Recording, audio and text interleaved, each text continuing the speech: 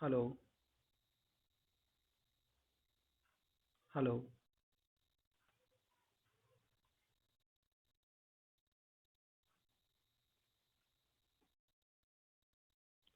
Welcome to automobile expert solution. दोस्तों, आप सभी लोगों का ऑटोमोबाइल एक्सपर्ट सॉल्यूशन पे स्वागत है। दोस्तों, आज हम लोग अपनी ऑनलाइन ट्रेनिंग की क्लास को आगे बढ़ाते हुए जो है आज हम लोग बात करेंगे गियर सिस्टम की। दोस्तों,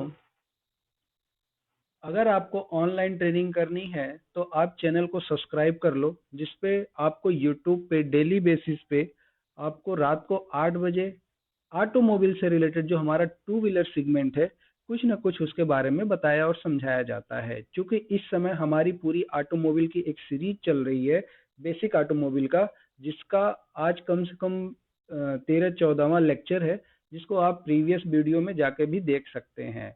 दोस्तों, आज हम लोग बात करेंगे ट्रांसमिशन सिस्टम में। ट्रांसमिशन सिस्टम के अंतर्गत हमने जो अभी प्रीवियसली पढ़ा है, क्लच को पढ़ा है। क्या पढ़ा है? क्लच के बारे में कंप्लीट डिस्कशन किया है। आज हम लोग बात करेंगे गियर बॉक्स एंड ट्रांसमिशन की। ठीक है, गियर बॉक्स के बारे में बात करेंगे। और आज अब बात और फर्दर आगे बात करेंगे drive shaft and drive chain के बारे में बात करते हैं। दोस्तों, उम्मीद करता हूं कि आप जहां पे भी होंगे अच्छे होंगे और अच्छा काम कर रहे होंगे। सो प्लीज चैनल को सब्सक्राइब कर लीजिए और अपने दोस्तों के साथ भी शेयर करिए। ठीक है, तो अभी आज हम लोग डिस्कस करेंगे गियर बॉक्स के बारे में, ड्राइव चेन के बारे में, उसमें स्प्रॉकेट फाइनल ड्राइव क्या होता है, इन सभी चीज़ों के बारे में बात करेंगे। तो स्टार्ट करते हैं। कल का क्लास नहीं हो पाया था क्योंकि वीडियो रिकॉर्ड नहीं हुआ था, बट पीपीटी बन गई थी, टाइम नहीं मिल पाया था। सो आज उस चीज़ को कंप्लीट करते हैं। सबसे पहले बात करते हैं गियर असेंबली की। तो ये आपकी गियर असेंबली है। ठीक है, गियर असेंबली क्या होता है कि गियरों का एक समूह होता है जो इंजन की शक्ति को अलग अलग स्पीड और टॉर्क्स के हिसाब से पहिए तक पहुंचाता है। यानी कि गियर बॉक्स जो होता है एक सहूलियत प्रदान करता है जिसमें स्पीड और टॉर्क मिलता है। अब ये स्पीड और टॉर्क क्या होता है, इसके बारे में समझते हैं। मेरे मैकेनिक भाइयों, एक चीज का ध्यान रखना कि कुछ चीजें होती हैं जिससे गाड़ी नहीं बनती। जैसे आपको स्पीड और टॉर्क की जानकारी रखने से गाड़ी बनाते समय डायरेक्ट इसका यूज नहीं होगा, लेकिन आपको जानकारी होनी चाहिए कि स्पीड क्या होता है, टॉर्क क्या होता है। ठीक है, तो ये जानकारी जो है आपके पास होगी तभी जो है आप गियर बॉक्स का काम करते हैं या कोई कोई भी काम कर रहे हो, तो एटलीस्ट आपका टॉर्क क्या है, स्पीड क्या है, सबसे बेसिक चीज है, ये आपको पता होना चाहिए। ठीक है, सो स्टार्ट करते हैं। सबसे पहले बात करते हैं हम लोग किसकी? स्पीड की, कि स्पीड क्या होती है। तो ध्यान रखना, जब मैंने आपको क्लच बताया था तो क्लच में आपको ये बताया था कि जो आपकी प्राइमरी गियर होती है, क्या करता है, आपका क्लच आउटर को रोटेट कराता है। तो अगर आपने देखा होगा कि जो प्राइमरी गियर होता है उस पे कम दांते होते हैं और क्लच आउटर पे दांते ज्यादा होते हैं। अगर प्राइमरी गियर की बात करूं, अगर मान लीजिए इस पे 20 दांता है, तो आपका जो होता है क्लच आउटर पे लगभग 60 दांता होता है। इसका मतलब यह हो गया कि इसमें 3 गुने का अंतर है, 20 तिहाई 60, 3 गुने का अंतर है। मतलब अगर यह 3 चक्कर घूमेगा तो ये जाकर के 1 चक्कर घूमता है। इस बात को ध्यान रखना, आगे इसी को बोलते हैं गियर रेशियो। तो जो हमारा गियर बॉक्स होता है यही काम करता है। चूंकि हमारी क्रैंक बहुत तेजी से घूमती है, हमें क्या करना है, स्पीड को कम करना होता है। तो पहला स्पीड हम कम करते हैं क्लच के साथ।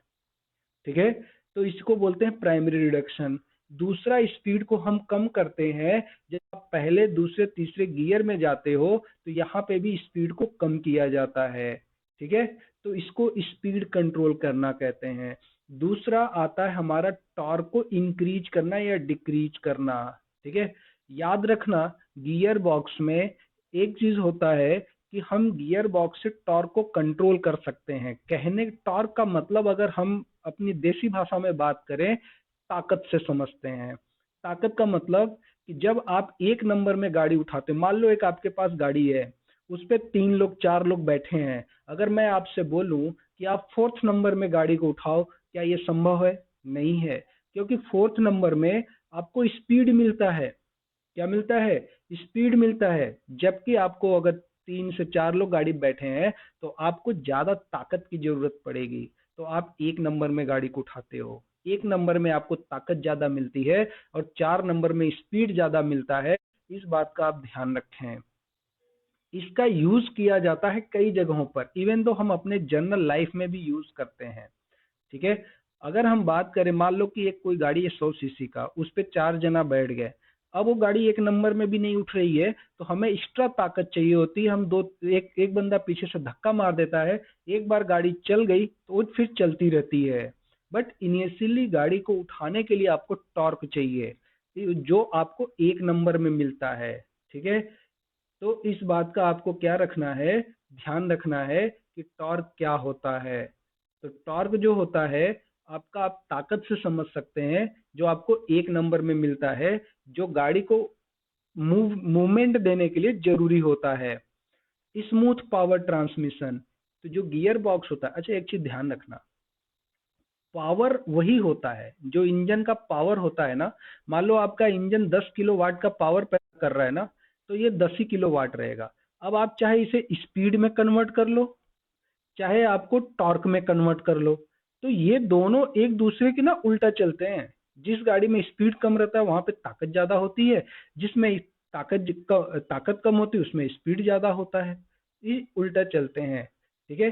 और गियर बॉक्स, आपका चौथा गियर बॉक्स लगाने का फायदा होता है डिफरेंट राइडिंग कंडीशन हैंडल। आपको कभी स्पीड को कम करना है, कभी स्पीड को ज्यादा करना है, तो उसके हिसाब से आपको गियर बॉक्स ये सहूलियत देता है कि आप गाड़ी को लेके जा सकते हैं। तो ये होता है आपका डिफरेंट राइडिंग कंडीशन, जो हमें गियर बॉक्स के जरिए मिलता है। ठीक है। नेक्स्ट आपका आता है,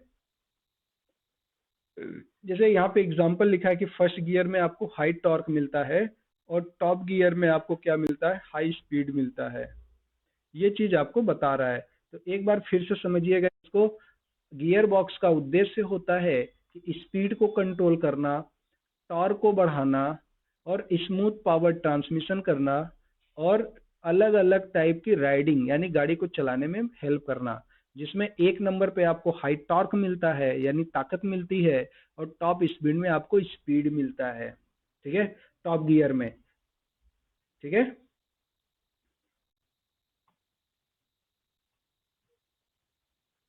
ओके। अब बात कर लेते हैं इसके पार्ट्स की। तो अगर हमारा जो गियर बॉक्स होता है, गियर बॉक्स में जो पार्ट लगे होते हैं, पहला होता है आपका मेन शाफ्ट। क्या होता है? मेन शाफ्ट होता है। दूसरा होता है आपका काउंटर शाफ्ट। ठीक है। ये होता है काउंटर शाफ्ट। तीसरा होता है स्पर गियर। इसमें गियर भी होते हैं ना, जो गियर लगे होते हैं, देखो गियर दो टाइप का आता है। एक तो होता है स्पर गियर, एक होता है हेलिकल गियर। ठीक है। अगर आपके गियर्स पे ऐसे ऐसे गियर बने हो तिरछा तिरछा, तो उसको हेलिकल गियर बोलते हैं। क्या बोलते हैं? हेलिकल गियर बोलते हैं। ठीक है। और अगर आपका गियर सीधा सीधा रहता है तो उसको स्पर गियर बोला जाता है। क्या बोला जाता है? Spur gear. हम नॉर्मली हमारे गाड़ियों में स्पर गियर ही आता है। आगे आएगा तो मैं आपको नाम दे दूंगा। इसके अलावा गियर सेलेक्टर्स होते हैं, वाशर होता है, ड्रम होता है, और आपका बियरिंग्स वगैरह होते हैं। बहुत सारे इसके पार्ट्स होते हैं, तो पार्ट्स के बारे में आप जानते हो। ठीक है। ये आपका कौन सा होता है? मेन शाफ्ट होता है। ठीक है। तो ये क्या है? आपका मेन शाफ्ट। ठीक है। ये आपका मेन शाफ्ट होता है। मेन शाफ्ट पे देखोगे तो यहाँ पे एक तरफ क्या होता है? क्लच लगा होता है। क्या लगा होता है? क्लच लगा होता है। और यहाँ पे पहला गियर फिक्स होता है। मेन शाफ्ट की यही पहचान है कि आपका पहला गियर क्या होता है? फिक्स होता है। बाकी गियर ऐसे लगे होते हैं। इसके बाद आपका आता है काउंटर शाफ्ट। ये आपका काउंटर शाफ्ट है। यहाँ इनपुट नहीं रहेगा, यहाँ पे आउटपुट रहेगा ना। ये आउटपुट शाफ्ट होता है। ठीक है। ये इस पे देखो, आपका जो चेन स्प्रॉकेट होता है ना, वो लगा होता है, इस चीज का ध्यान रखना। ये देखो, ये वाली जो आपकी शाफ्ट लगी है, इस तरीके से आपका लगा है। जैसे आपके सामने जो फोटो है, इसमें देखोगे तो ये आपकी काउंटर शाफ्ट बोली जाती है। ठीक है, ये मेन शाफ्ट से पावर लेती है और यहाँ पे इस तरफ पावर को बाहर निकाल देती है, जिसको काउंटर शाफ्ट बोलते हैं। ये देखो आपका स्पर गियर है। ठीक है, इसमें क्या होता है कि ऐसे गियर बिल्कुल सीधे सीधे होते हैं, इनको, इनका नाम होता है स्पर गियर। ठीक है, अगर आपको नहीं मालूम है तो आप नाम याद रखो, इसको स्पर गियर बोलते हैं। लेकिन अगर यही गियर तिरछे तिरछे हो जाता है, इस तरीके से आपने देखा होगा, इसको हेलिकल गियर बोलते हैं। हेलिकल गियर जो होता है ज्यादा अच्छा माना जाता है कंपेयर टू स्पर गियर के। क्यों अच्छा माना जाता है? क्योंकि इसमें आवाज कम आती है। ठीक है, हेलिकल गियर में पावर लॉस नहीं होता और आवाज जो होता है कम आती है। ये क्या है? आपका गियर शिफ्टर शाफ्ट होती है। ये भी काफी इंपॉर्टेंट है, गियर शिफ्टर शाफ्ट। अब इसकी डिजाइन अलग अलग हो सकती है, अलग अलग गाड़ियों के लिए, ध्यान रखना है। ये आपका गियर ड्रम होता है। ठीक है, तो ये क्या करता है कि जो हमारा फोर्क होता है, फोर्क को ऑपरेट करता है। ठीक है, फोर्क को ऊपर नीचे स्लाइड करता है। ये देखो आपका फोर्क है, फोर्क उसी में चलती है, जिससे गियर क्या होता है, स्लाइड करता है। ठीक है, अब गियर बॉक्स भी कई टाइप्स के आते हैं। गियर बॉक्स के भी कई टाइप्स के होते हैं, जैसे कांस्टेंट मेश टाइप का। बाइक, ये किस में यूज होता है? बाइक में यूज होता है। स्लाइडिंग मेश टाइप का, ये पुराने जमाने में स्लाइडिंग वाली यूज होती थी, आजकल नहीं यूज होता। आजकल हमारे गाड़ियों में कांस्टेंट मेश ही यूज होता है। अगर बाइक की बात करूं तो कांस्टेंट मेश टाइप का ही यूज होता है। इसका नाम है कांस्टेंट मेश टाइप का। ठीक है, और एक आता है सिंक्रोनस टाइप का, इसमें सिंक्रोनस रिंगें लगी होती हैं। ठीक है, कॉपर टाइप की रिंगें लगी होती हैं और इसमें डॉग लगे होते हैं। अगर क्या कोई ऐसा है जिन्होंने, क्या कभी आप लोगों ने बाइक में सिंक्रोनस गियर बॉक्स पाया है क्या? अगर पाया है तो उस गाड़ी का नाम जरूर लिखें कमेंट में कि आपने किस गाड़ी में देखा है। तो ये सिंक्रोनस गियर बॉक्स भी आता है, बट मैंने देखा, बट लेकिन मैंने सुना है कि आता है। क्योंकि जो मैगजीन वगैरह आती है ना, उस मैगजीन वगैरह में आप पढ़ोगे ऑटो कार वगैरह का, तो उसमें आपको ये सारी चीजें लिखी रहती हैं। तो नॉर्मली हमारा कांस्टेंट मेश टाइप का ये जो होता है आपका गियर बॉक्स, गाड़ियों में आता है। कांस्टेंट मेश का मतलब होता है गुरु कि इसके सारे गियर एक दूसरे के साथ अटैच होते हैं। मतलब आपका इंजन चल रहा होगा और इसके सारे गियर एक दूसरे के साथ क्या होते हैं, अटैच होते हैं, फिक्स होते हैं। ठीक है, ये सब साथ में घूम रहे होते हैं। बस हमें क्या करना होता है, जिस गियर को आपको फिक्स करना है, उस गियर को आगे पीछे ऐसे स्लाइड कर दिया जाता है, एक दूसरे के साथ लॉक किया जाता है, जिससे आपका पावर मूव होता है। ठीक है, जिसको बोलते हैं कांस्टेंट मेश टाइप का गियर बॉक्स। ठीक है, ध्यान रखना। अब इसमें एक चीज को और देखना, आगे है कि इसमें एक चीज देखना, जब भी हम लोग गियर सेट करते हैं ना, तो एक गियर का पैटर्न होता है। क्या होता है? गियर का पैटर्न। जैसे आपको मैंने अपने YouTube चैनल पे क्वेश्चन पूछा था, ये सेम फोटो मैंने आपको डाल के दिया था कि भाई ये कौन सा गियर का पैटर्न है। अगर आप ध्यान से देखो तो ये आपकी कौन सी शाफ्ट है? इसको बोला जाता है मेन शाफ्ट। क्या बोलते हैं? Main shaft. कैसे पता चलेगा? अगर आप, जिसमें ये देखो ऐसे कट बने होते हैं, यानी ये जो चैन, जो आपका चैन वाला स्प्रॉकेट है, जिसमें ये फिक्स होता है, उसको काउंटर बोलते हैं। क्या बोलते हैं? Counter shaft. और जिसमें जो है आपका ये क्लच फिक्स होता है, उसको बोलते हैं मेन शाफ्ट। ठीक है, उसको क्या बोला जाता है? Main shaft. और मेन शाफ्ट का जब भी क्लच की तरफ से आओगे, एक गियर फिक्स होता है, जिसको एक नंबर गियर बोला जाता है। मेन शाफ्ट का एक नंबर होता है।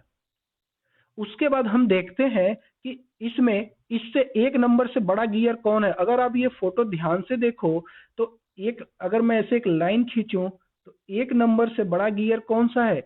ये वाला है। तो ये आपका 2 नंबर है। अब इस 2 नंबर से बड़ा गियर कौन सा है? अगर ध्यान से देखोगे तो ये वाला इससे बड़ा है। ठीक है, हाँ ये वाला आ जाएगा। ध्यान से देख के बताओ, तो अगला वाला कौन सा है? अगर यहाँ पे देखोगे तो इस वाले को देखो, ठीक है, तो ये आपका कौन सा है? 3 नंबर। अब इससे जो बड़ा होगा वो क्या बोला जाएगा? 4 नंबर। और उससे भी जो बड़ा होगा उसको बोलते हैं 5 नंबर। तो ये इसका कोड बन जाता है कि 13 452 इसका पैटर्न है, इसी को बोला जाता है पैटर्न। ये आपको जब भी आप गियर बॉक्स, आप कोई गाड़ी का इंजन खोलते हैं, अगर आपको गियर बॉक्स का काम करना है, एक बार ये पैटर्न जरूर देख लें, क्योंकि हम लोग क्या है कि मार्केट में काम कर रहे हैं, अलग अलग जैसे हीरो की गाड़ी हो गई, बजाज की गाड़ी हो गई, टीवीएस की गाड़ी हो गई, यमहा की गाड़ी हो गई, तमाम मैन्युफैक्चरर्स हैं, उनमें अलग अलग मॉडल हैं, ठीक है। तो अलग अलग मॉडल के लिए आपको अलग अलग पैटर्न मिलेगा। तो आपको जब भी आप गियर बॉक्स खोलते हैं तो आपको तुरंत क्या करना है कि इसको जो है बाहर निकाल ले, मतलब इसको एक तरीके से काउंट करके किसी पन्ने पे लिख लो। और जब भी आप इसको डिसमेंटल कर रहे हैं तो क्रम वाइज इसको रख लीजिए। जैसे ये 1 नंबर खोला, इसके बाद कोई वाशर है, उसके बाद इसको रख लो, फिर इसको रख लो, फिर ये गियर रखो, इसके बीच में कोई थ्रस्ट वाशर या जो है आपका सरक्लिप है तो सरक्लिप को रखो, ठीक है। इस तरीके से सभी को फैला करके फोटो ले लिया जाता है, ताकि आपको जो है, चूंकि डायग्राम तो होता नहीं है, अगर आप फंस गए तो इसको आप फिक्स कर पाओ। ये सबसे बेस्ट तरीका है। अब आ जाओ काउंटर शाफ्ट पे। काउंटर शाफ्ट का सबसे बड़ा गियर 1 नंबर होता है, तो इसमें सबसे बड़ा गियर कौन सा होता है? 1 नंबर होता है। और सबसे छोटा गियर 5 नंबर होता है। देखो सबसे छोटा गियर यही है, तो ये हमने 5 नंबर लिख दिया। अब सबसे बड़े से अब 1 नंबर और 5 नंबर तुरंत पता चल जाता है। अब इससे छोटा गियर कौन है? ये वाला दिख रहा है, तो ये 2 नंबर हो गया। अब इससे छोटा कौन सा है? तो इस पे देखोगे तो ये 3 नंबर है। और सबसे छोटा गियर कौन, सॉरी, और इस 3 नंबर से भी छोटा कौन होगा? ये 4 नंबर। और सबसे छोटा जो होगा वो 5 नंबर। यानी 1 नंबर सबसे बड़ा, उसके बाद 2 नंबर, उसके बाद 3 नंबर, फिर 4 नंबर, फिर 5 नंबर। तो पैटर्न क्या बना? 13 452। इसका पैटर्न होता है ये 13 452। तो ये इसका पैटर्न बनता है। इस तरीके से आप गियर को आइडेंटिफाई कर पाते हैं। बात समझ में आ रही है? तो इस चीज का ध्यान रखें कि ये क्या है। कार्य प्रणाली की बात करते हैं तो इंजन से पावर कहां पे आता है? क्लच पे। और क्लच से पावर कहां जाता है? गियर बॉक्स पे, ठीक है। गियर लीवर प्रेस करते हैं तो गियर ड्रम जो होता है वो रोटेट होता है, और जो फोर्क होता है वो क्या करता है? गियर को शिफ्ट कर देता है, ठीक है। और जब शिफ्ट करेगा तो गियर इंगेज और डिसंगेज होता है। और पावर चैन, छोटे चैन स्प्रॉकेट से होते हुए पिछले व्हील तक ट्रांसफर हो जाती है। तो ये आपका क्या होता है? पावर ट्रांसफर करने का तरीका होता है, ठीक है। अब बात कर लेते हैं गियर रेशियो का। क्या यहाँ पे आपको का कोई क्वेरी है? आई होप आपको समझ में आएगा। और अगर आपको मेरी बात नहीं समझ पाती है यहाँ पे, तो एक बार वीडियो को पीछे जा करके दोबारा फिर से देखिएगा, मेरी बात आपको समझ में आ जाएगी।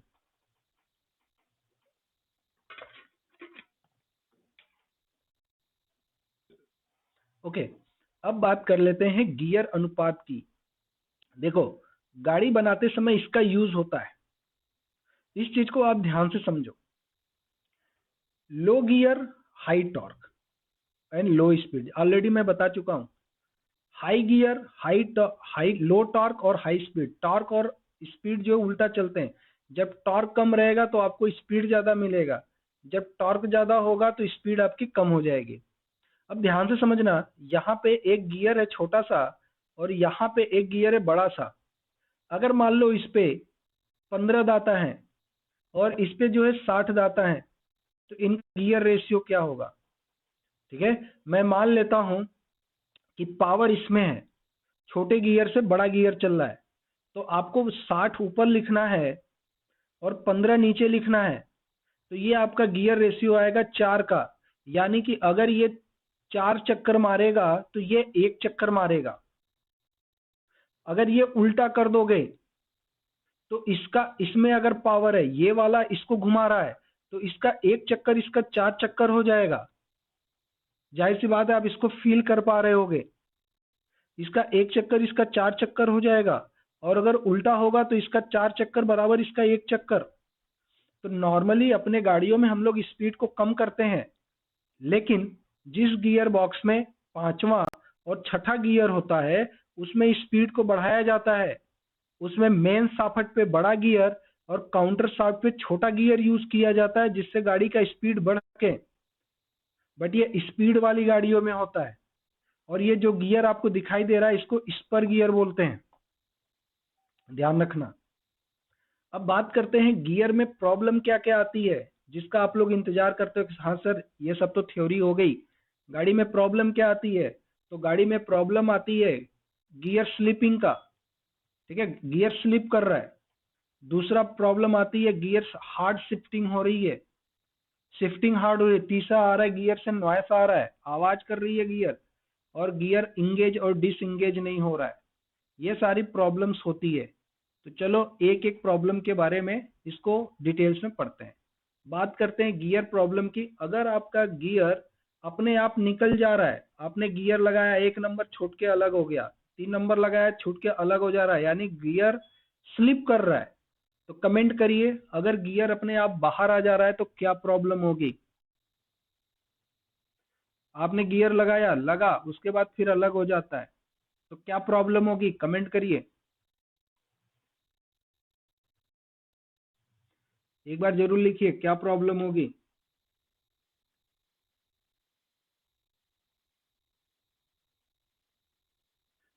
ओके, तो मैं आपको बताता हूं क्या प्रॉब्लम। नंबर 1, अगर आपके दांत घिस गए हैं, टूट गए, मतलब दांत घिसे हुए हैं, तो गियर अलग हो जाता है, गियर स्लिप करेगा। अगर डॉग क्लच लगा है, तो अगर डॉग क्लच खराब है तो भी गियर बाहर आ जाता है, ठीक है।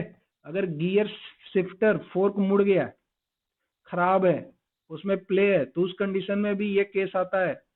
स्प्रिंग कमजोर हो गई है, ठीक है, अगर स्प्रिंग आपकी कमजोर हो गई है तो भी क्या कर लेता है, आपका गियर रिवर्स मार देता है, पीछे आ जाती है। और गियर सही से इंगेज नहीं होना, अगर गियर सही से इंगेज नहीं है तो भी ये केस आता है। तो स्लाइडिंग का मतलब होता है गियर पकड़ नहीं रहा है, पकड़ नहीं बनाता, इसलिए फिसल जाता है, ध्यान रखना। तो बहुत सारे ये रीजन है, ये रीजन आप ध्यान से पढ़ लेना। और कभी भी अगर गियर्स का प्रॉब्लम आ रहा है तो गाड़ी बनाते जाओगे तो आपको मदद मिलेगी। फिर से सुनो, आप गाड़ी पे काम करते हो तो अंदाजा लगाने की कोशिश करते हो। अगर आप इस वीडियो को देख रहे हो, आप ट्रेनिंग कर रहे हो, तो बहुत सारा प्रॉब्लम आपको याद हो जाएगा, ठीक है। इसके अलावा हार्ड शिफ्टिंग, अगर गियर बदलने में गियर हार्ड शिफ्ट हो रहा है तो क्या दिक्कत होगी। नंबर 1, क्लच सही से काम नहीं कर रहा है। अगर क्लच प्रॉपर डिसएंगेज नहीं होगा, क्लच दबाने के बाद अगर क्लच अच्छे से छोड़ नहीं रहा है, तो आप मुझे एक बात बताओ, क्या गियर शिफ्टिंग हार्ड होगी या नहीं होगी, होगी ना, ठीक है। क्लच का फ्री प्लेस गलत है, जाहिर सी बात है, क्लच प्रॉपर डिसएंगेज होगा नहीं, तो ये प्रॉब्लम आएगा। अगर गियर ऑयल कम या खराब है, इंजन ऑयल ही कम है, उस कंडीशन में क्या होगा, गियर बदलने में कठिनाई होगी, गियर जाम होएगा। गियर फोर्क जाम या खराब है, उस कंडीशन में ये प्रॉब्लम आ सकता है। इसके अलावा गियर ड्रम में दिक्कत हो, मान लो जैसे गियर ड्रम है, उसमें ऐसे ऐसे डिजाइन बनी होती है ना, उसकी अच्छे से सफाई नहीं हो, घिस गया है, उस कंडीशन में भी गियर हार्ड शिफ्ट होता है, ध्यान रखना। ये सारे गियर, अब देखो गाड़ी बनाते कैसे हैं। गियर हार्ड शिफ्ट हो रहा है तो पहले क्लच वाला काम देख लेंगे, अगर क्लच से सही नहीं हो रहा तो फिर इंजन की तरफ जाएंगे। बात समझ में आ रही है, इस चीज का ध्यान रखना। गियर चेंज करने में ज्यादा फोर्स लगता है, इसी को बोलते हैं शिफ्टिंग हार्ड। होपफुली आपको समझ में आ रहा होगा। इसके अलावा जब गियर आप लगाते हो तो आवाज आ रही है, उस कंडीशन में गियर के दांत घिस चुके हैं, जो आपस में लड़ रहे हैं और आवाज कर रहे हैं। या बियरिंग खराब है, गियर लगाने के बाद आपकी क्या कर रही, क्लच छोड़ने के बाद बियरिंग गड़गड़ गड़गड़ की आवाज कर रही है, उस कंडीशन में बियरिंग खराब है। अगर बियरिंग की आवाज आती है तो कई बार ये बहुत डिस्टर्ब कर देता है, पता नहीं चलता कौन सी बियरिंग खराब है, ठीक है। और इंजन के चेंबर से बेरिंग निकालने का भी टूल आता है, ठीक है, ध्यान रखना उसका टूल आता है। वो टूल अगर आपको चाहिए तो मुझे बताइएगा, मैं आपको टूल अरेंज करवा दूंगा। ऑयल की कमी हो गई, उस कंडीशन में गियर बॉक्स से आवाज आएगा। अगर गियर अलाइनमेंट गलत हो गया तो गियर तो लॉक ही हो जाएगा। अगर कई बार लॉक नहीं है तो आपका आवाज करेगा गियर। ध्यान रखना, अगर कोई पार्ट ढीला है तो उस कंडीशन में भी आवाज आएगा। तो घर घर या कट कट की आवाज आती है इंजन से। चौथा कारण हो सकता है गियर इंगेज ही नहीं हो रहा है, गियर लग नहीं रहा है, तो क्लच पूरी तरीके से डिसंगेज नहीं हो रहा है, गियर फोर खराब, ये तो ऑलरेडी हो चुका था। डॉग क्लच खराब है, गियर ड्रम सही से घूम नहीं रहा है, शिफ्टिंग मैकेनिज्म में खराबी है, जिसके वजह से आपका ये सारे प्रॉब्लम आते हैं। ठीक है, फिर से इसको रिवाइज कर लेते हैं। स्लाइडिंग का मतलब होता है, जैसे हम लोग बोलते हैं गियर स्लाइड कर रहा है, तो इसका मतलब है गियर पकड़ नहीं रहा है। हार्ड शिफ्टिंग हो रही है, यानी कि आपका गियर हार्ड शिफ्ट हो रहा है, यानी बदलने में दिक्कत आ रही है, इसका मतलब यह होता है। नॉइस का मतलब अंदर कोई खराबी है, उसे आपको क्या करना है, सही करना है। और गाड़ी अगर गियर लगाने पे इंगेज ही नहीं हो रहा है तो इसकी बात कर रहा है, नॉट इंगेजिंग। कारण क्या होगा, गियर घिस गया है, डैमेज फोर्क है, इंजन ऑयल लो है, इम्प्रॉपर एडजस्टमेंट, ये सारे इसके फॉल्ट होते हैं इन सभी का। ठीक है, रखना कभी भी गियर का प्रॉब्लम अगर आ रहा है तो बनाते कैसे हैं गाड़ी। आपने गाड़ी स्टार्ट किया, क्लच दबा लिया, क्लच दबा के रखो। अगर क्लच दबाने के बाद आवाज खत्म हो जा रही है तो मतलब प्रॉब्लम गियर बॉक्स में है। क्लच छोड़ने के बाद आवाज आ रही है तो मतलब प्रॉब्लम गियर बॉक्स में है। अगर क्लच दबाने के बाद भी आवाज है तो प्रॉब्लम क्लच या इंजन साइड है। ऐसे पता करते हैं। ठीक है, तो ध्यान रखना, पूरी ट्रेनिंग करो, पूरा वीडियो देखो, तभी आपको ये चीजें समझ में आएगी। मैं कहीं पे भी कुछ चीजें बता दूंगा, और जो चीजें मैं बता रहा हूँ उसको आप लिख लीजिए, आप वही चीजें पाएंगे अपनी गाड़ियों में। ठीक है, तो ये सारी चीजें हैं। अब बात करते हैं रख रखाव कैसे करते हैं। नंबर एक, अगर गियर बॉक्स है, आपके गियर बॉक्स में इंजन ऑयल बीच बीच में चेंज करते, सॉरी, गियर ऑयल चेंज करते रहना चाहिए। जैसे स्कूटर, स्कूटर में आपको गियर ऑयल चेंज करना है। प्रॉपर क्लच यूज, क्लच का यूज प्रॉपर करना चाहिए। क्लच अगर हाफ क्लच है तो नहीं काम करेगा।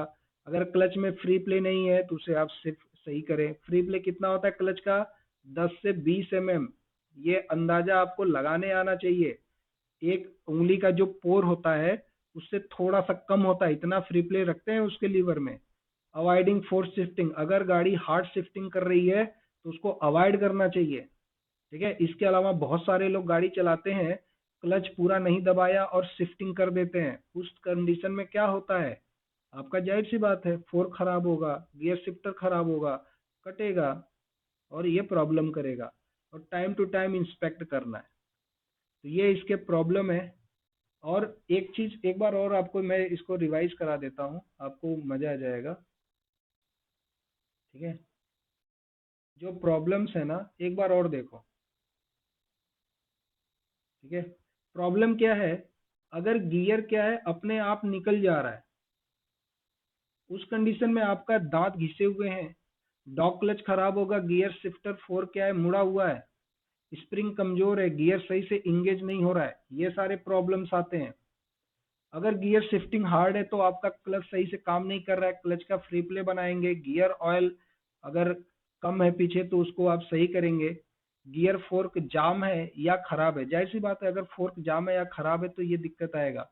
गियर ड्रम में वियर आउट हो गया तो भी ये प्रॉब्लम आएगा। वियर आउट मतलब घिसावट हो गई है, तो इंजन खोल के ही काम हो पाएगा। ठीक है, गियर में और दोष देखो, अगर आपका गियर बॉक्स से आवाज आ रहा है तो हो सकता है उसका दांत खराब हो गया हो, बेरिंग खराब हो गई हो, ऑयल की कमी हो गई हो। ठीक है, गियर अलाइनमेंट, ये सारी चीजें आपको ढीले पार्ट्स ये आपके दिक्कत करते हैं।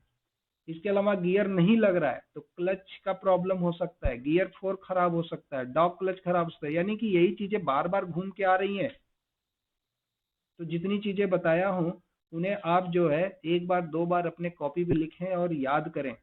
जब आपको याद होगा तो गाड़ी पे काम करोगे तो दिमाग तुरंत क्लिक करेगा और गाड़ी बना ले जाओगे। ठीक है, तो इस चीज का ध्यान रखना है। और कभी भी गाड़ी का काम कर रहे हो तो क्लच, अगर गियर बॉक्स का काम कर रहे हो तो क्लच जरूर चेक करना चाहिए। अगर आपका डाउट अगर गियर पे जा रहा है कि हमारा गियर बॉक्स से आवाज है, तो एक बार क्लच का free play, clutch lever, clutch cable देखना चाहिए प्रॉपर है या जाम तो नहीं है, उसे एक बार जरूर चेक करें। ठीक है, वहां से प्रॉब्लम आती है। और जिस दिन अगर आपने इसको अवॉइड कर दिया ना, इंजन खोलोगे बनाओगे, बाद में पछताते रहोगे कि काश सर की बात मान ली होती। बहुत सारे मिस्त्री क्लच केबल पे डाउट नहीं करते, ऐसा हो जाता है कई बार। ठीक है, फ्री प्ले नहीं बनाया, प्रॉब्लम क्लच में है, इंजन खोल के बना रहे हैं। ठीक है, तो ऐसा भी हो जाता है। तो ध्यान रखें, कभी भी अगर काम कर रहे हैं तो इस चीज का जरूर अवॉइड करें। जरूर जो है आपको देखना है।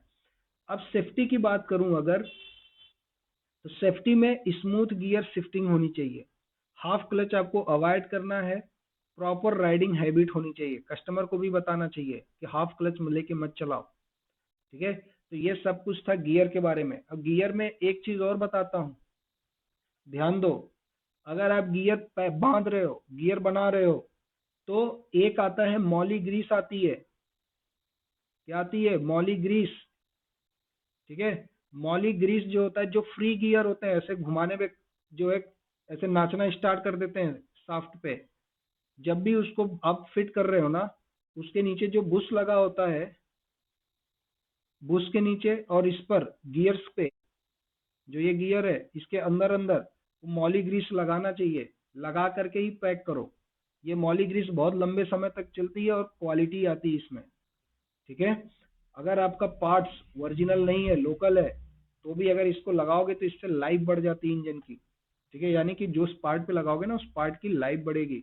दूसरा चीज, जब भी आप कोई भी पार्ट असेंबल कर रहे हो, उसे ऑयल में जरूर डुबा करके लगाएं। डुबाने का मतलब उस पार्ट पे लुब्रिकेशन करके तब इंस्टॉल करें। जैसे आप फोर्क जो है लगाते हो, जो फोर्क लगा दिया, फोर्क रॉड जो होती है, आप जब उसमें घुसाते हो तो इस पे ऑयल लगा के घुसाओ, ताकि इस पे मार्किंग ना आए। कई सारे लड़के इसको प्लास से निकालते हैं, प्लास से पकड़ के बैठाते हैं। ये काम मत करो, जाम हो जाएगा गियर। अभी तुरंत नहीं होगा, लेकिन कुछ दिन बाद हो जाएगा। इन बातों का आपको ध्यान रखना है। ठीक है, ओके। तो ऑनलाइन ट्रेनिंग के लिए चैनल को सब्सक्राइब कर लो आप लोग। और कोई भी अगर आपको डाउट है तो आपको कमेंट करना है, तो आप कमेंट कर सकते हैं, आपका स्वागत है। ठीक है, किसी भी प्रकार का अगर आपको फीडबैक देना है तो आप फीडबैक भी दे सकते हैं। ओके, तो इस वीडियो में ये आपका गियर बॉक्स के बारे में है। अब हम लोग बात कर लेते हैं ट्रांसमिशन सिस्टम में। किसकी बात कर लेते हैं? अभी आपने जो वीडियो कंप्लीट किया इससे पहले, ये आपका गियर्स के बारे में था। क्लच पिछली वीडियो में बता चुका हूँ। ये आपका क्या है? गियर हो गया। अब बात कर लेते हैं, एक छोटा सा टॉपिक है ड्राइव चैन। ठीक है, इसमें ये सारे टॉपिक कवर हो जाएंगे और आज आपका ट्रांसमिशन सिस्टम खत्म हो जाएगा। अब बात कर लेते हैं ड्राइव चैन की। तो ये आज मैंने बनाया था। तो ड्राइव चैन क्या होता है? अभी आप गियर पढ़ के आए हो, तो ये क्या है? गियर। गियर से आपका क्या है, ये वाला शाफ्ट चलता है। ठीक है, छोटा वाला चैन स्प्रॉकेट जो क्या करता है, इसको रोटेट करता है। क्लियर? इसको चैन को रोटेट करता है। यानी कि ड्राइव चैन एक मैकेनिकल पावर ट्रांसमिशन सिस्टम है, जिसमें पावर एक शाफ्ट से दूसरे शाफ्ट तक चैन के माध्यम से जाती है। यानी कि अगर आपका पहिया, इंजन देखो आगे है और पहिया क्या है, पीछे है, तो इंजन से पावर निकाल के पहिए तक भेजना है तो कैसे जाएगा? आप यहाँ पे शाफ्ट लगा सकते हैं, गियर भी लगा सकते हैं, तो बट वो इतना दूर है तो हमें भेजने में दिक्कत आएगी। तो जिसके लिए हम लोग क्या लगाते हैं, यहाँ पे चैन लगाते हैं। ठीक है, और ये सबसे कॉमन पार्ट है, और ये मोटरसाइकिल बाइसिकल में यूज होता है। इसके फायदे होते हैं, नंबर एक, चैन स्लिप नहीं करती। अगर आप स्कूटर में देखो, उसमें बेल्ट लगा होता है, बेल्ट स्लिप करती है लेकिन चैन स्लिप नहीं करेगी। हाई इफिशियंसी, इसमें पावर का लॉस बहुत थोड़ा होता है, करीब 0 से लेके 4% तक का पावर लॉस होता है। अगर गियर लगाओगे या शाफ्ट लगाओगे तो 10% का पावर लॉस होता है। इस बात का ध्यान रखना। और ये हैवी लोड कैपेसिटी के लिए होता है। लॉन्ग लाइफ, इसकी लाइफ ज्यादा होती है और मेंटेनेंस लो होता है। इसके दोष भी हैं चैन के। चैन में प्रॉब्लम क्या आती है? जब चैन चलता है तो आवाज करती है। और इसका मेंटेनेंस जरूरी है, अगर मेंटेनेंस नहीं करोगे तो चैन खराब हो जाएगी और पावर लॉस होगा। लुब्रिकेशन, टाइम टू टाइम इसको लुब्रिकेट करना पड़ेगा और चैन लूज हो सकती है समय के साथ। तो ये सारे इसके प्रॉब्लम्स हैं चैन के, और इसके फायदे भी हैं। हाई इफिशियंसी और नो स्लिप, ये इसके फायदे होते हैं। अब देखो चैन दो टाइप की आती है, एक ओरिंग वाली चैन आती है और एक नॉर्मल चैन आती है। कौन कौन सी चैन आती है? ओरिंग वाली और नॉर्मल चैन। ओरिंग वाली चैन में देखोगे यहाँ पे क्या लगा है, ओरिंग लगी है, ठीक है। और नॉर्मल चेन में ये जो प्लेट होती है डायरेक्ट दूसरे प्लेट के साथ अटैच होती है, इनके बीच में कोई आपको वो नहीं मिलेगा, ओरिंग नहीं मिलता। तो ये है ओरिंग वाली चेन। इसके कंपोनेंट डिजाइन की बात करें तो इसमें ड्राइवर स्प्रॉकेट आता है, मतलब जो इंजन में होता है, इंजन साइड लगा होता है काउंटर शाफ्ट पे, उसको ड्राइवर स्प्रॉकेट बोलते हैं।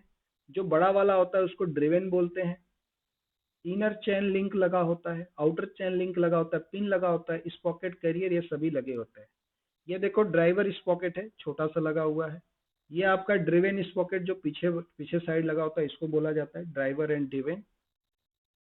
ये आपका स्प्रॉकेट कैरियर बुश लगा है, इसमें एक पिन लगी है और ये क्या लगा है, एक रोलर लगे होते हैं। इसके अलावा इनर लिंक चैन, ये आपकी इनर लिंक है, ये आउटर लिंक बोली जाती है। ये आपका चैन पिन है, पिन जो अंदर डाला जाता है। ये सारे इसके छोटे छोटे पार्ट लगा रखे हैं और ओरिंग होती है, ठीक है। अब हम लोग बात करते हैं इसका वर्किंग क्या है, ठीक है। इसका वर्किंग क्या होता है कि मैं आपको 10 मिनट फोन करता हूँ ना। इसकी वर्किंग की बात करते हैं तो इंजन स्प्रॉकेट को क्या करता है, घुमाता है। ध्यान रखना, आपको मैं बता देता हूँ, हमारे गाड़ी में दो हिस्से होते हैं, एक तो पावर पैदा करता है और एक पावर को ट्रांसमिट करता है पहिए पे। ट्रांस पावर जनरेशन में पिस्टन, क्रैंक, ये सारे पार्ट्स आते हैं। और ट्रांसमिशन में आपका आता है क्लच, गियर बॉक्स, और आता है ड्राइव चैन, और आपका बस ड्राइव चैन, यहाँ तक की चीजें होती हैं। तो इंजन स्पॉकेट को घुमाता है, चैन मूव करती है, और रियर स्पॉकेट घूमता है जिससे पावर पहिए तक पहुंचता है। यही चीज जो मैंने बोला, ये चीज, इसी को फाइनल ड्राइव भी बोलते हैं। एक सवाल है आप लोगों से, मुझे बताइएगा, ये इधर छोटा चेन क्यों, छोटा चेन स्पॉकेट क्यों लगाते हैं और पीछे साइड बड़ा क्यों लगाया जाता है? ये बड़ा क्यों होता है और ये छोटा क्यों होता है, ठीक है। आपको ऑप्शन देते हैं, आप ऑप्शन बताइएगा। नंबर 1,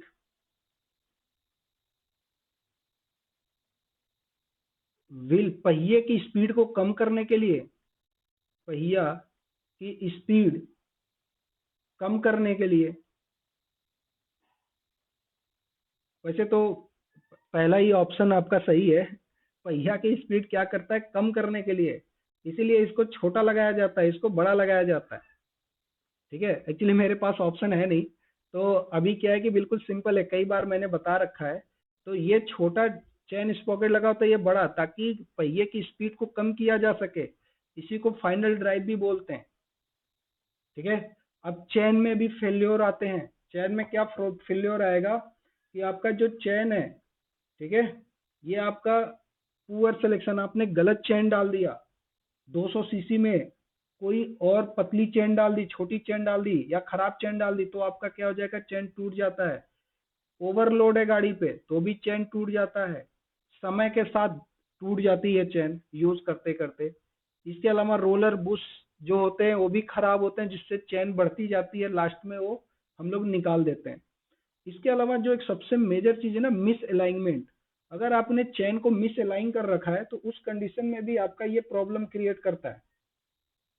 इनकरेक्ट और फेल्ड लुब्रिकेशन, अगर आपने सही से लुब्रिकेशन नहीं किया तो उस कंडीशन में भी चेन में प्रॉब्लम आते हैं।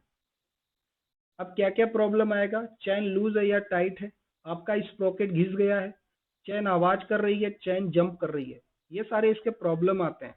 तो इसका आपको मेंटेनेंस करना पड़ेगा। नंबर 1, इसको लुब्रिकेट करें टाइम टू टाइम। इसका जो चैन की स्लैकनेस है उसे चेक करें, चैन की सफाई करें। इसके अलावा स्पॉकेट को इंस्पेक्ट करें, अगर स्पॉकेट घिस गया तो इसे आप बदलेंगे। अब चेन को लुब्रिकेट कैसे करते हैं? ध्यान रहे कि चेन को लुब्रिकेट जो होता है ग्रीस से भी करते हैं और 90 ग्रेड ऑयल से भी करते हैं। अगर बजाज की गाड़ियों की बात करें, जो बजाज वाले बताते हैं, तो वो चेन ग्रीसर का यूज करते हैं। ठीक है, इंडियन ऑयल का एक सिंपल सा चेन ग्रीसर उनका ग्रीस आता है, उसको एक मशीन में रख के गर्म किया जाता है, उसमें चेन को डुबा लेते हैं। ठीक है, और बाकी कंपनियां क्या करती हैं, चेन क्लीनर यूज करती हैं।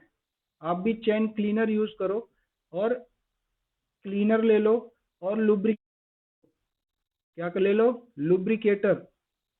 ये दो आते हैं, चेन क्लीनर और चेन लुब्रिकेटर। इसके वजह से आप क्या करेंगे, चेन को लुब्रिकेट कर सकते हैं। ठीक है, चेन से क्लीन कर लीजिए, लुब्रिकेट कर लीजिए। इसके अलावा चेन की क्लीन करने के लिए आपको डीजल का यूज करना चाहिए। क्या चीज? डीजल का। अगर आपकी नॉर्मल चेन है तो आप डीजल से साफ करेंगे, अगर ओरिंग वाली चेन है तो इसे आप किससे साफ करेंगे? डीजल और इंजन ऑयल आपस में मिक्स करके, ध्यान रखना, डीजल और इंजन ऑयल आपस में मिक्स करके इनको साफ किया जाता है। ये पूरी दुनिया जानती है। इसके अलावा चैन का फ्री प्ले मिलाएंगे 20 से 30 mm, व्हीकल स्टैंडर्ड जो होता है उसके हिसाब से मिलाएंगे। अगर कुछ नहीं है तो 20 से 30 mm मिला देना। इसके अलावा बजाज की गाड़ियों पे देखोगे तो उनके कवर पे ही लिखा रहता है, तो उनका चेंज होता रहता है, तो उसके हिसाब से मिलाएंगे। इसके अलावा आप क्या करेंगे, इसकी सफाई करेंगे डीजल से, और डीजल प्लस इंजन ऑयल से। क्लीनिंग कैसे करते हैं? अगर नॉर्मल चेन है तो आप क्या करेंगे, डीजल से साफ करेंगे। अगर ओरिंग वाली चेन है तो उसको डीजल और इंजन ऑयल आपस में मिक्स करके जो है सफाई किया जाता है। ठीक है, इस बात का बहुत ध्यान रखना। अगर ओरिंग वाली चेन केवल डीजल से साफ करोगे तो खराब हो जाएगी। स्प्रॉकेट को, अब देखो स्प्रॉकेट को भी इंस्पेक्ट करना है, ये आपका स्प्रॉकेट खराब हो गया है यहाँ पे। इसके अलावा ये देखो नुकीले दांत पड़ गए हैं। इसके अलावा इस तरीके से ये डैमेज हो जाता है, डैमेज टीथ। तो ये चीजें आपको दिखेंगी, इस तरीके का है तो आप इसे बदल देंगे। अब जब भी आप चेन का काम करेंगे तो कुछ सेफ्टी का भी ध्यान रखना है। जैसे इंजन ऑफ रखेंगे, क्या करना है, इंजन आपको ऑफ रखना है हमेशा, और हमेशा बाइक का इंजन बंद करके रखेंगे। जब भी आप इंजन बनाएंगे तो इंजन ऑफ रखना है। ठीक है, और चाबी को बाहर निकाल दें। अगर किसी ने चालू कर दिया तो हाथ कट जाता है। मैं बार बार अपने टेक्नीशियन भाइयों को बोलता हूँ कि ये काम न करें। जब भी चैन बनाएं तो अपने हाथ को बचा के रखें। ठीक है, इसके अलावा बात करते हैं, रनिंग में चैन को साफ करना बहुत खतरनाक है। मतलब इंजन को स्टार्ट करके कई लड़के चैन बनाते हैं और हाथ काट लेते हैं अपना। तो ये काम नहीं करना है। जब भी चैन बनाए गाड़ी बंद होना चाहिए। आंखों की भी सुरक्षा करनी है। ठीक है, क्लीनर और डस्ट आंख में न जाए, इसको भी बचाना है। इसके अलावा जो चैन है उसे हाथ से न घुमाए। कई बार हाथ फंस जाता है, वो कट जाता है। मैं बार बार बोल रहा हूँ, फिंगर इंजरी होगा। सही लुब्रिकेंट का यूज करें। चैन क्लीनर, चैन लूब या 90 ग्रेड ऑयल, इसका यूज करते हैं तो जो आपको बोला जाए वही आपको लगाना है। ठीक है, पेट्रोल से कभी भी चैन को नहीं साफ करते हैं, चैन खराब हो जाएगी। ठीक है, तो इन बातों का आपको ध्यान रखना है। चैन के केस में बस इतना ही है। और आज मैंने ट्रांसमिशन सिस्टम कंप्लीट कर दिया है।